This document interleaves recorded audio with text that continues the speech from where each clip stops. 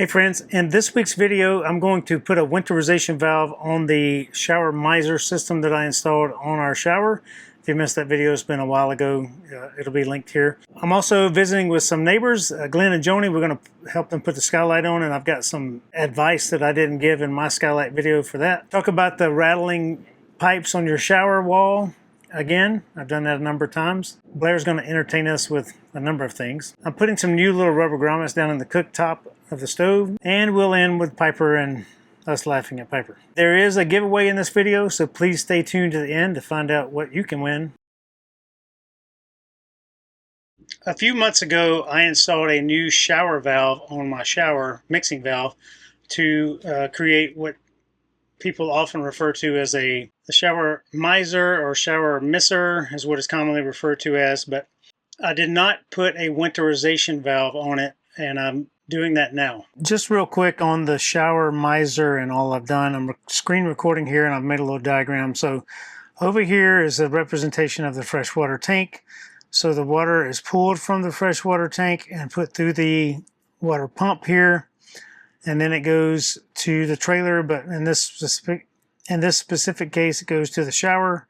If it's going to go hot water, it goes through the water heater, up through the water heater, up to that mixing valve in the shower. And from there, it goes out the shower head.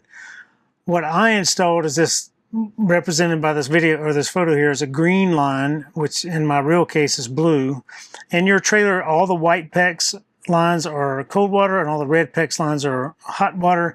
So in my trailer, I have blue PEX lines you saw in the video, and if you've seen the other things, you'll see a blue PEX line coming across and dropping off into the fresh water tank.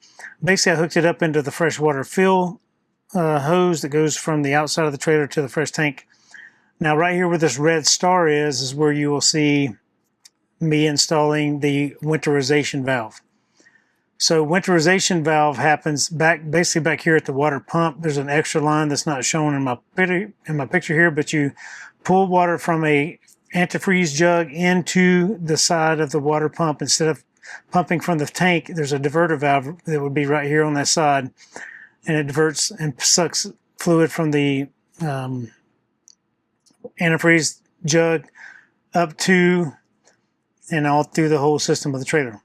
Well, in my before I put this winterization valve in, basically the line that runs, the third line that runs out of my mixing valve going back to the fresh tank from the winterization valve where the star is back up to the mixing valve, there could have been water in that line. Not very likely, but could be water in that line, and it could cause freezing. So that's why I went back and added this winterization valve. I've not been in a winter or freezing temperature since this point, but we might be in the future, so I went ahead and did it. So that's what you're going to see. All right, so a couple things for orientation. I have my intelligent water pump control module mounted up here. That's what these wires are for, and that's what this piece right here is for. So some of you, if you have a newer model rig, you have that already installed. Others of you may not. It's a great piece of gear if you don't have it. This box and this box are all things that I put in after the fact. So this is just a set of circuit breakers for my new inverter and everything. And this is just a junction box where everything comes together right here.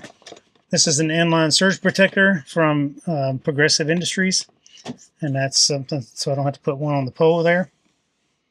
And here's the water pump.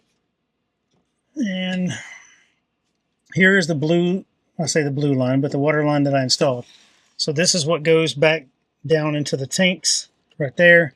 So via the freshwater tank, it goes right through that, back down into the tank. Here is my winterization valve. And then right there, you can see the turn for that. So that's pulling water out of the tank, or that's pulling water out of the hose, this hose, the pink hose. What I'm going to do is I'm going to splice this blue line, so the water coming back here, I'm going to splice this and put in this T-fitting right here. So it'll sit there just like that. And on the end of that hose, or end of that, I'm going to put this hose right here. So when I go to winterize the trailer, and I'm sucking pink fluid in through this one, it's going to come back down this line right here to that T-fitting, and then it's going to come out this hose, and I'll just drain it right into the shower. So I don't really think this is absolutely necessary. I think it's just a kind of a nice to have thing. So that little bit of water line right there will be winterized or can be winterized. And that side of that mixing valve up there can be winterized. Again, the rest of it would be winterized except for that one little part in the mixing valve where that line comes out. But the shower is still going to be winterized the same. Everything else is winterized the same. It'll just be this PEX line here. So I don't want antifreeze going down into my fresh tank, which is the reason for this. So it'll divert pink fluid out, and I can drop it in the shower drain.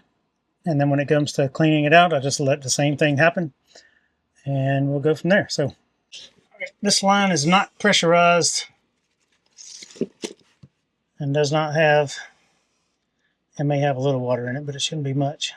So I've got my PEX cutters here. I'm just going to cut this in a mostly convenient location. Get a little bit of water in there. Clamp on.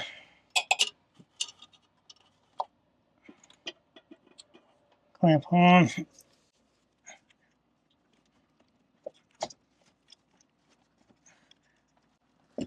Okay. My least favorite thing is these clamps.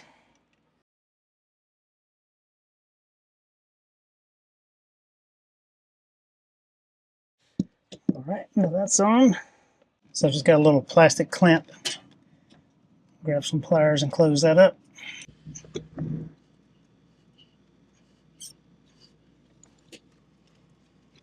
All right, now let's test it out. So I'm going to turn it into the winterization setting, so that's facing towards the hose. Put the hose in the shower here. Water pump is on. So I now put this into fill tank mode, and I'm going to turn the water on. So I should see water pumping out of there, and I do. It's doing exactly as it should. So now, oh, I got a little drip. I'll have to get a different PEX clamp to put on there. That's all right. Open that back up. Now I can go the other way. So I'm just going to get a different clamp here. No big deal. And change that out with one of these so it fits tighter around there and doesn't leak. All right, so I put on the standard clamp there and hook that back up. I just tested the water system, make sure it flows back into the fresh tank as I want it to, and it will flow out this hose. So everything is working good now. While I'm in here, you can see my pipe insulation right there. So that's one thing that keeps these pipes from rattling as much on the shower wall. So if you have the big time rattling, you can go get you some of these at Lowe's, Home Depot, or Walmart, or anywhere else, and just run it up here. I made a video about this some time ago. You can find it linked on the screen and down below in the video description. When the water pump is running, it sounds disconcerting, but really all that is the PEX lines hitting against the fiberglass of the shower wall. Join me for a sniff, Blair. As you poke your eye out. What do you got there? Chocolate covered strawberries.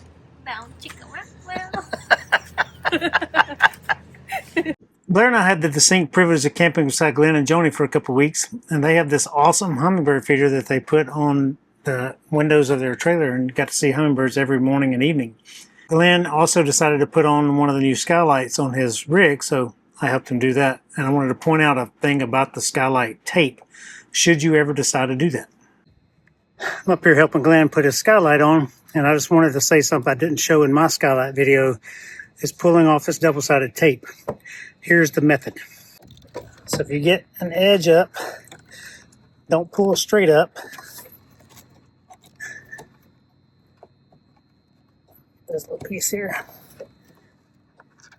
But if you can pull it, stretch it out like this a little bit at a time, it comes off much easier.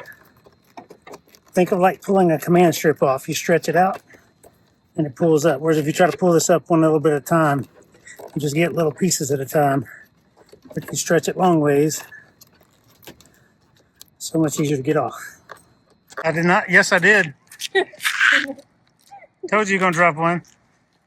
Yeah, but I got 3 before I dropped one. Maybe if I did it with my right hand. Nope, that's worse.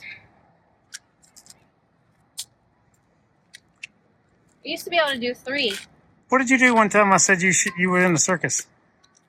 I walked on stilts. Oh yeah. Blair's bringing back a fashion trend. No gears. Like riding a bike. Where's the unicycle? Stella got her groove back today. She about killed me coming down this damn hill.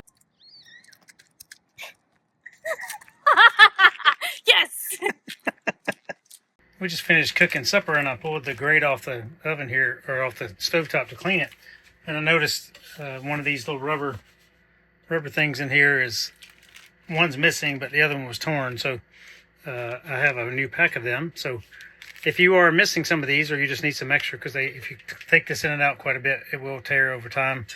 So these are pretty cheap and easy to get. And I'll have a link down in the video description down below.